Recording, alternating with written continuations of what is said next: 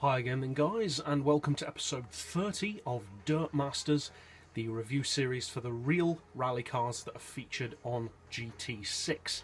And in this episode we're featuring the Mitsubishi Evo 4 WRC car, which alongside the road-going Evo 4 doesn't get that much love from most players. But how does it compare to both the other Evos and other rally cars on GT6 in general? Well, let's go to the track to find out.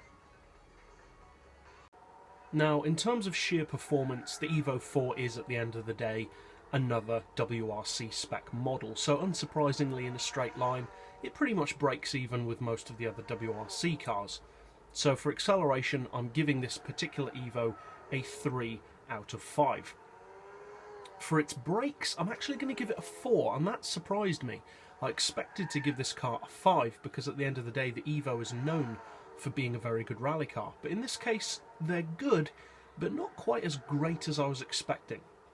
For the low speed handling as well, I'm giving it a 4, because although it gets the job done, it's heavier than you would expect from an Evo. For city tracks in general though, I am giving it a strong 5, because it performs very well here, it will give you a very fast lap, and it can compete with much more powerful vehicles. So now let's see how it takes on a country track. Now, of all the Evos that are featured on GT6, I'd have to say that this particular model is one of the more challenging to drive, which is quite surprising to me. I expected it to be quite a forgiving car, if anything, but it's not really. It is, as I said, one of the more challenging Evos to really get the best out of.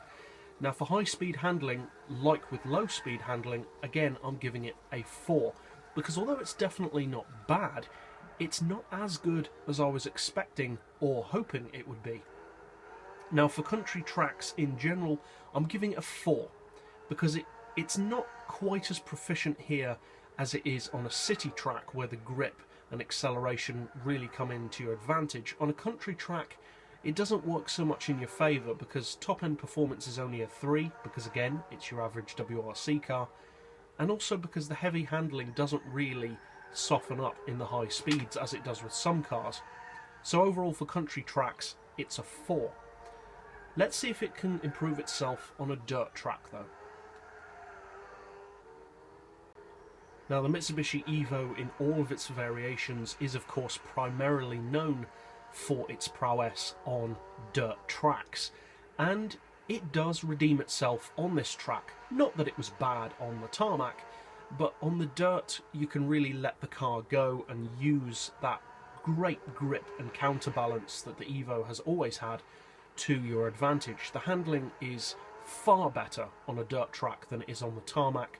The handling loosens right up and you don't have to wrestle with the car at all.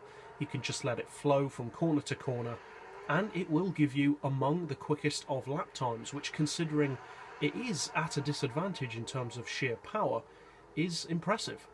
Now, for drivability, I'm going to give this car a 4.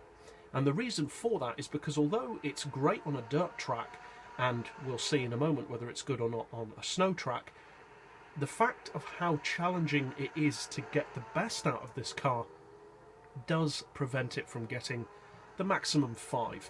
Now, that said, it's definitely not a bad car. It is still a car which is more than capable of winning rallies and setting lap times that are among the best. It's just not as easy to get those times and victories in this Evo as it is in some of the other Evos, or even in completely different rally cars altogether. So for dirt tracks, I'm giving it a strong 5, and it performs very, very well here. But let's see if it can continue that on a snow track.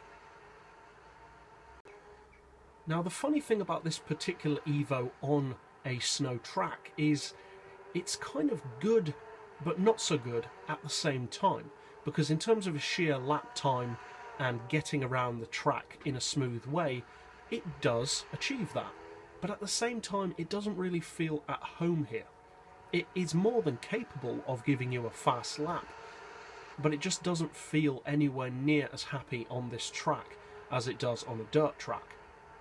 Now, I have to say, it does handle particularly well on a snow track, considering that it is an all-wheel drive car, because many all-wheel drive cars, as we've mentioned in the series before, do suffer from high-speed understeer, which is readily apparent on a snow track. With this car, that doesn't happen anywhere near as much, and I think that's partially to do with the fact that it does have less power than many of the other WRC cars when fully tuned. So overall for snow tracks, not quite a perfect result, but I am giving it a 4 out of 5, which is still a very respectable result. So now let's go finally back to the garage for a roundup of its best and worst points. Overall then, the Evo 4 certainly is not a bad rally car. It's, like all Evos, a very good all-round WRC machine. And that is its best point, really. The same best point that all Evos have to some degree, and that is it's just such a good all-round contender. It does everything you could reasonably need a rally car to do. Now obviously it doesn't do all of those things to the best degree, but it is still a very good all-round car. The main downside of the Evo 4, I would say, is that it does suffer from a heaviness in the steering that the other Evos don't. I'm not sure why in particular this model suffers from that, but the low speed and high speed handling does have a certain heaviness to it that the Evo 6 and the Evo 8 don't have, and that is always going to work against it. Now obviously you can adjust things like that in tuning, but only to a certain degree, because at the end of the day you can't adjust the innate character of the car, and that is just the character of this car. Overall, it's a solid all-round WRC car. It's well priced at 300 grand, which undercuts many of the newer model WRCs by a significant margin, and its overall rating, as a tabulation of all of its scores put together, is still a respectable 4 out of 5. Would I recommend it though? Well, to be honest, not really, because although it's not a bad car, it doesn't really do anything that any of the newer Evos can't, and they cost the same amount of money. I would only necessarily recommend this car to people who are a specific fan of either all Mitsubishi Evos or just specifically the Evo 4, because if you're not a specific Evo 4 fan, there's no real reason to buy this car over any other Evo. So as always, I'll put this car's specs, ratings and lap times in the video description for you to check those and compare them to the other rally cars if you need to. And that's it for this episode, so I'll see you guys next time, and as always, thanks for watching.